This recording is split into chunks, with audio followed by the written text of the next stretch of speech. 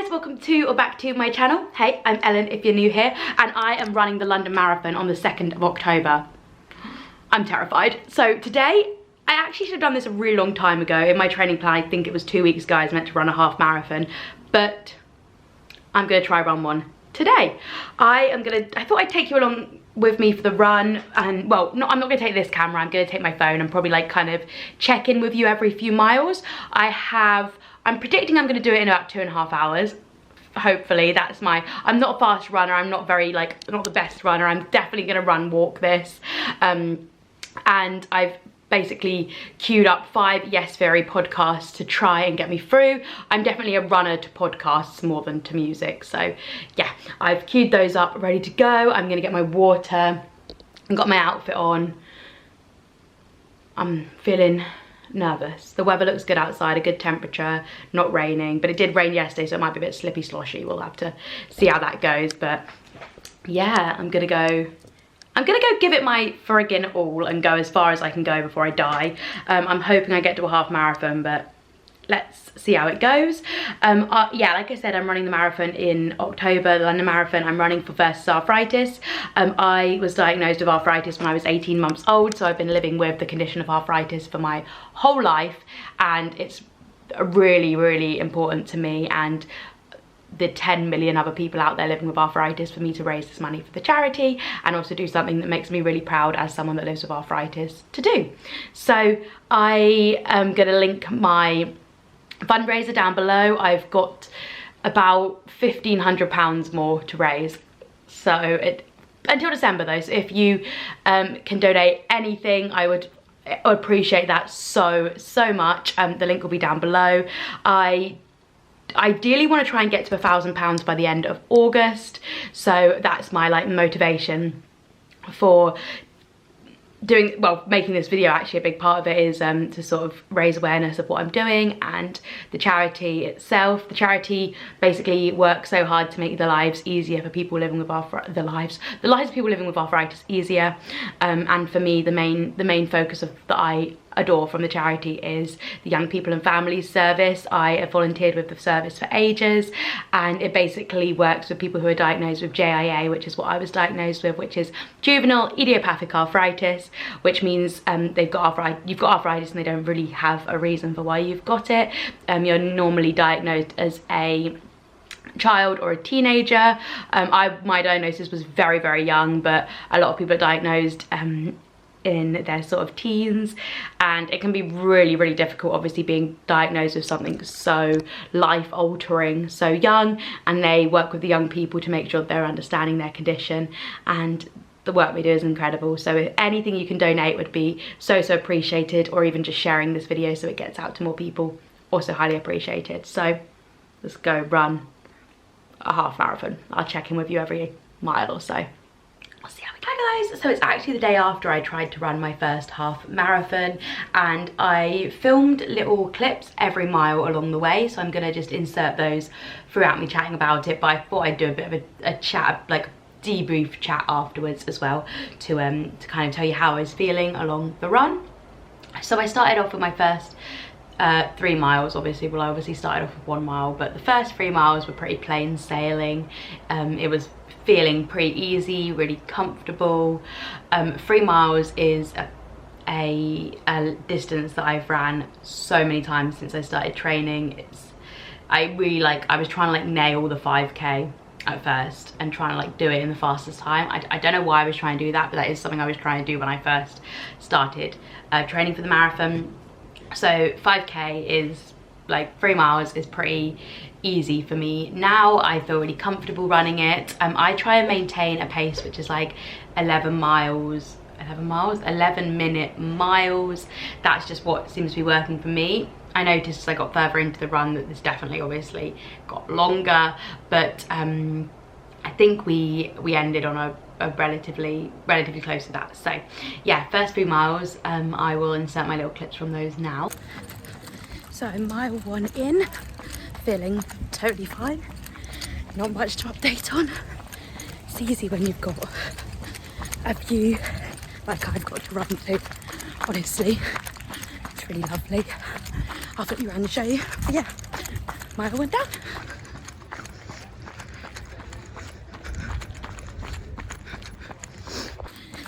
going to mile 2. Still feeling pretty good, to be honest. Yeah, I'm sticking to my 11-minute miles. We've been running for just gone 23 minutes. So yeah, not much to update on at this point. I just feel fine. This is one of my normal runs. I run a lot further than this normally, so I don't think I've hit like a wall or anything yet. That's all. So we're all good. 3 miles in. Still going pretty strong, honestly. Feeling good. Maintaining my 11-minute mile pace. Like, I want to be like relatable and be like, when is this all going to fall into a train wreck? But you know what? I think a lot of running is good willpower, so I'm maintaining strong, and that this is going to be about. So yeah, I was feeling pretty good and pretty chill. I was listening to Yes Very podcast, so every Yes Very podcast I think was about like 35 minutes long, so I think I just finished my first one after this, which was great. I was feeling like really inspired, and I've just literally just got a message just giving fundraising. Share my I'll leave all my fundraising stuff down below, because yeah, hopefully you guys might be interested in sponsoring me. Anyway, let's carry on with this. So yeah, I want to see, I'm gonna watch back my one from mile 5 forward just to kind of jog my memory of how I was feeling. But yeah, I was listening to Yes Very podcasts. They were making me feel super inspired. I am totally a podcast runner, not a music runner. I love listening to podcasts. A lot of people say they don't even listen to anything on marathon day, but I really enjoy listening to podcasts, and I'm sure that's something I'll keep up. So yeah, I had like 4 Yes Very podcasts scheduled, so let me see how I feel when I get to mile 4. So 4 miles in, it's feeling slightly harder now, but still running, still going. And yeah, we're about to, so I'm basically running a loop 3 times, and we're just about to, well, in a second we're going to start the second leg, or second in like probably about 5 minutes. We're going to start the second leg of the loop, and I'm listening to my second Yes Very podcast, and they're talking about kind of breaking out of your comfort zone and how your creativity and your inspiration for life really grows when you're doing things that are out of your comfort zone that are new to you. And I can't help, it's really powering me through this busy. I can't help but like comparing how I feel in one of these long runs to the feelings they're describing of feeling like how exciting it is to be like able to do this. And yeah, just keep running. Before, I look like I'm still going pretty strong, and I think I was. It was getting like harder then, but I was still like going pretty strong. I was still running. The furthest I've ever non-stop ran at this point was 5 miles, so I actually felt really proud when I got to mile 5, and I still felt like I had the strength and stamina to keep going, which was really exciting. And I did just keep pushing and running through mile 5. Okay, so I'm on my 5th mile. It's starting to feel hard now. What's it saying? There's so much like in me that realises that the marathon, if I was running the marathon right now, I still have to do that basically 4 more times, which is mental. But it is going to be mental. It's a crazy thing I've decided to do. Anyway, I actually had something else to say. So then I hit my 6th mile, and about halfway through my 6th mile I like knew I needed a bit of a break to walk for a bit, which was a shame, because I was like, I really thought I was going to power through at least to like 7 or 8, but I just listened to my body, and I took a minute to walk, have some water. I obviously didn't want to stop and take a break, but I took a moment to just have a little bit of a walk. I think I walked for about half a mile, and yeah, had like a proper drink of my water, and then got to mile 6 and was still walking. So I basically was like, I want to push through as much more as I can. And there's this like really weird like feeling that I got when I stopped running. Like I stopped running to like run up the one little hill that's in my run. It's very, very minimal, but I stopped running. I just walked up the hill, and that like really set me back. So I realized that like I just need to like power through. The moment you stop running, it kind of felt like it was like game over. Like I stopped running and then I just couldn't get that momentum back up again at all, which kind of sucked. But I like knew I wanted to keep going and carry on to at least as far as I could, and even if that meant like walking and running the last bit of it. So I carried on and I started running again at mile 7, and it got to a point where I was kind of like running for a little bit, walking for a bit, running for a little bit, walking for a bit. Oh yes, this is actually the furthest I've ever run without stopping now, which is pretty cool. Just gonna keep powering through until I feel like I'm really ready to stop, but going very well. So I'm on my 7th mile. I've taken about half a mile walking.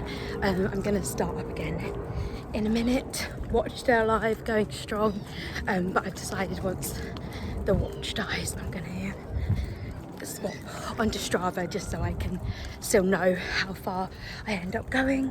And yeah, I'm gonna start running in a minute. I'm just taking a moment to just kind of appreciate walking across the river, catch my breath, let my body have a little bit of a break, and then pick it up again. I'm not feeling like I want to give up, but just feeling like I need a bit of a break. It's okay. And I basically just kept doing this for the rest of the run, and it got to about mile 9, I'd say. So let me skip and show you if I filmed anything at mile 8.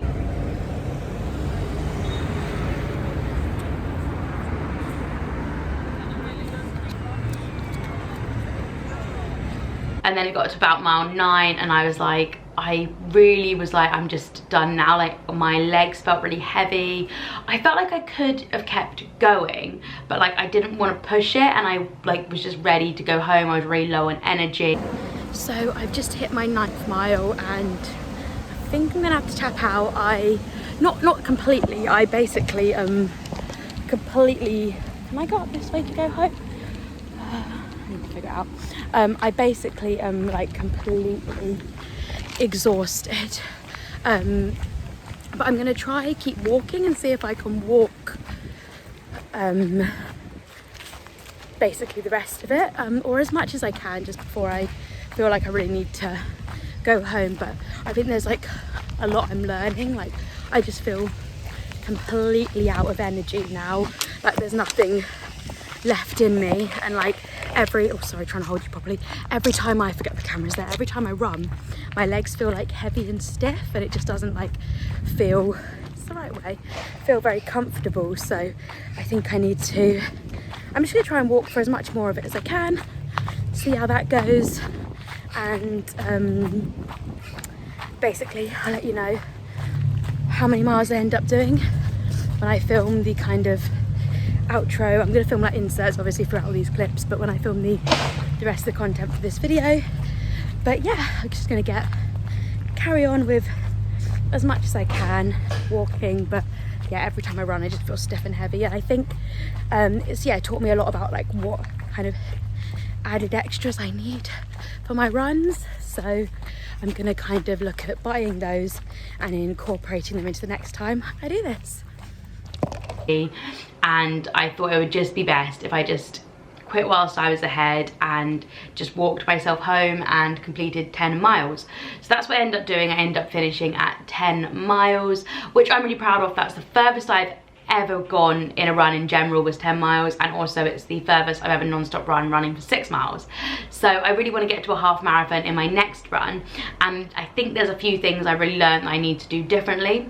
So obviously the full marathon is early in the morning, so I'm only going to be fueled on breakfast, but I felt like halfway through, so I needed to have a bigger breakfast, and I felt like when I got to that 6th mile and I started walking, I just felt like I needed more energy, I needed more fuel.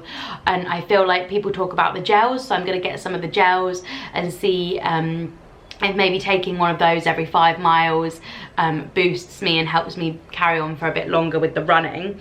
I need to do some research into how you take them, and maybe take one before I leave as well, just to try and like give me an energy boost. And I don't want to do anything new on the like brand new on the marathon day, like anything for the first time. So I think I want to get used to like taking gels and eating on a run as well, because I think they're like weird new things I'm gonna have to get used to. So I'm gonna definitely try those for my my next run and my next attempt of a half marathon.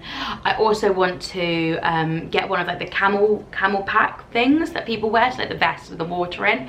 I think carrying my bottle, like it doesn't have enough water in for that amount of run that I would need, so I will need to stop and fill my water bottle up anyway. And also it really like hurts my hand and distracts me, so I want something that just holds my water a bit better. And also I saw somebody running, a girl running, and she had hers on, she had a banana in the pocket as well, so even if I take a banana to eat rather than gel, just having something to carry, like somewhere to carry those things as well, will be really useful. And I think that could potentially like spur me on for completing the half marathon ASAP. Really, I just want to complete a half marathon ideally by the week you're watching this. I'm hopefully going to have completed a half marathon.